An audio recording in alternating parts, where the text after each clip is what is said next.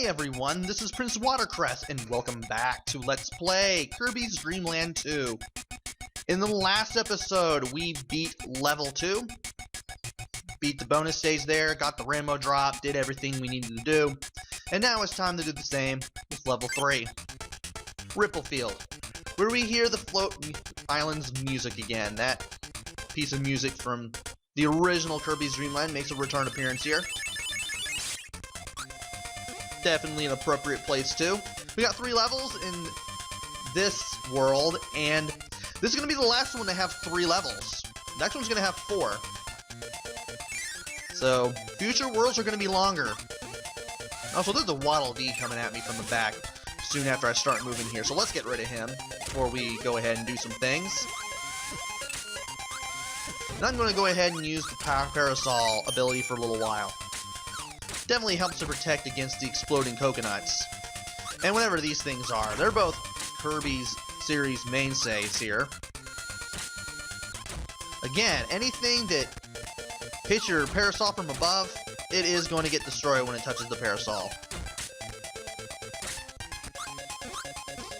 Also want to ditch it here and swallow this guy for a new ability, the stone ability. Now if you press B, you turn into a rock for a little while. And you have to be above enemies in order to crush them with it, but if you use it on a slope, and roll down the slope, and you have momentum, you can power through enemies. And I want to get this star before I do anything else.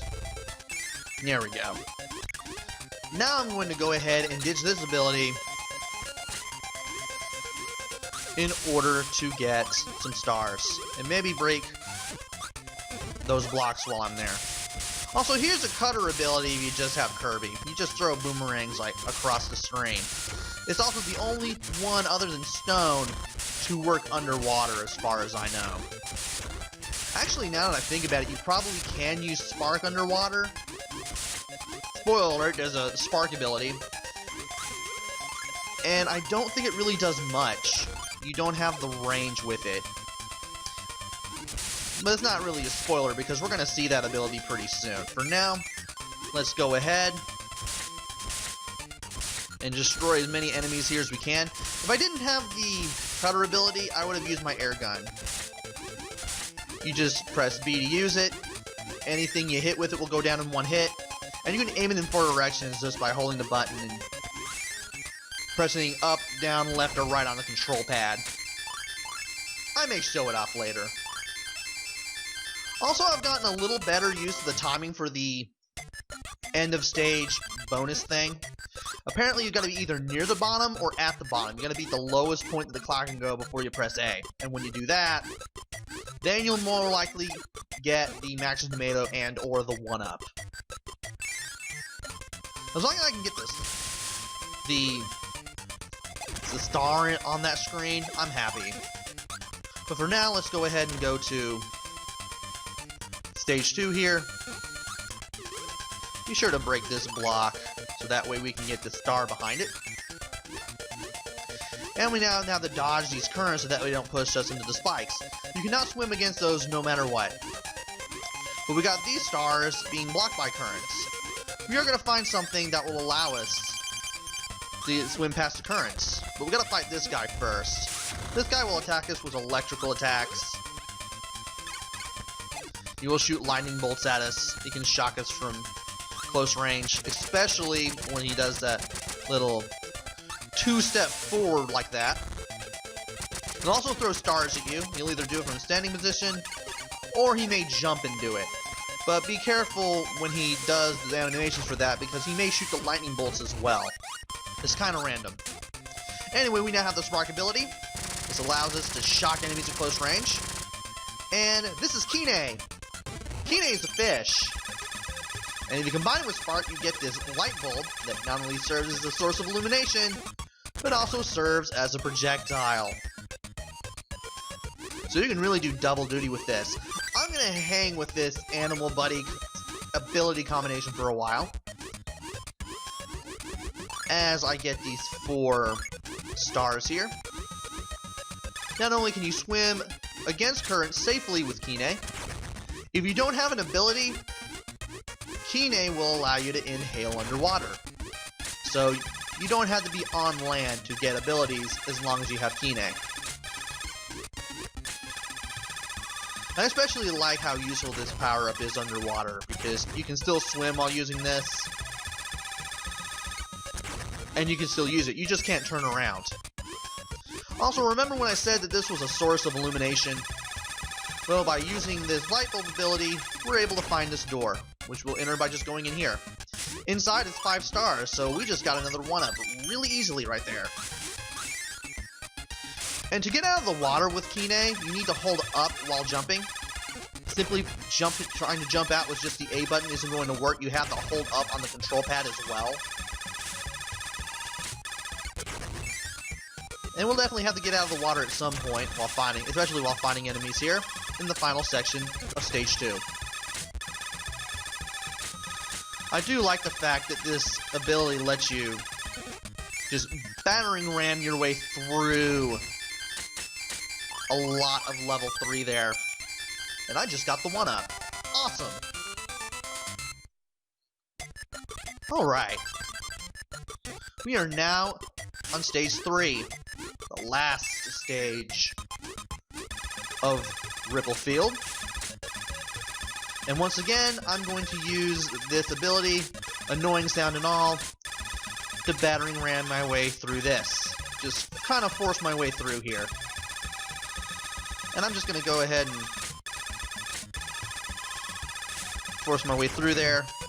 And I had the feeling I was going to get hit there anyway, but we're not going to need that ability anymore because we're going to need another ability for something else that we're going to have to do in this room. Also, say hello to these eels. They just pop out of the pipe when you get near. You can either jump over them to avoid them, or you can hail them and send them at the next eel that you see. Also, there's a stone guy. We're going to hail him. And we're also going to take the star that's behind that block there, because we can. Now, we're actually going to need this stone ability for what we're about to do here.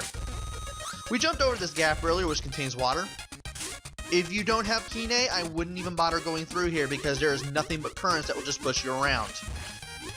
Be sure to use the stone ability or whatever you have to get the blocks broken, and you can get the 2 stars at the sides. Want to be sure to use the ability at very close range too to get rid of the fish that swim towards you. I'm going to go ahead and get rid of the blocks and the fish and take the stars here first. And then we're going to go for this door that we just passed.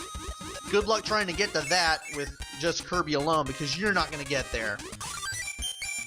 After collecting 5 more stars, I should mention that if you had Kine and the Spark ability in this room, and you used it here, you would have learned that there's a doorway on the right-hand side of this room. Hold up, jump, and as long as you're holding up, you'll automatically go into the door, and you'll end up here. Again, you need Kine to get in here. Those blocks are broken by the stone ability. Use the stone ability on those blocks. Drop down on the control pad on those platforms, and you'll be able to get this rainbow drop, the 3rd one in the game.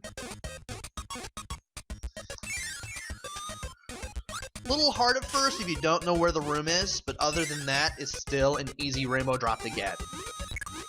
And now that we're done with the stone ability, we're not going to need it anymore. Let's go ahead and ditch it, and just go through here with the ability to inhale. Besides, we got another boss to face, and I want to face him normally anyway. Last part of Stage 3 is this maze. Well, it's not really a maze, it's just a pathway that's covered with currents that will keep pushing you forward. You'll definitely get through here faster if you have just Kirby with you. There's a pet brew in case you need the energy. But this part really is a pleasure to play with Kine, because you can actually take your time through the stage, just enjoy the swim, and you'll eventually make your way to the goal. By the way, kind of like how you can hold up, down, left, or right and keep manually pressing A a whole bunch with Q to fly in 1 to 4 directions faster, You can do the same underwater with Kine to swim faster underwater in one of 4 directions. Might as well mention that before we try this little bonus stage again. And I barely missed the one up there. Barely got to it. And now it's time to take on the boss. Here we go. It's this anglerfish. There are these 2 starfish coming our way. We need to hail them and send them right into the sky. Now, these guys do move towards the center of the screen if they move far enough to the left. And if you're playing as just Kirby, you'll be able to spit them back at the sky. But using Kine makes it a little easier. After shooting some projectiles and trying to charge you, he'll send these 2 squids at you and then 2 more starfish. That's basically the brunt of his attacks, though. If you have Kine, you can definitely take this guy down very, very easily. And now it's time to leave level 3. Almost. We still need to do the bonus area. Now, to make this bonus area a little easier, I'm going to ditch Kine.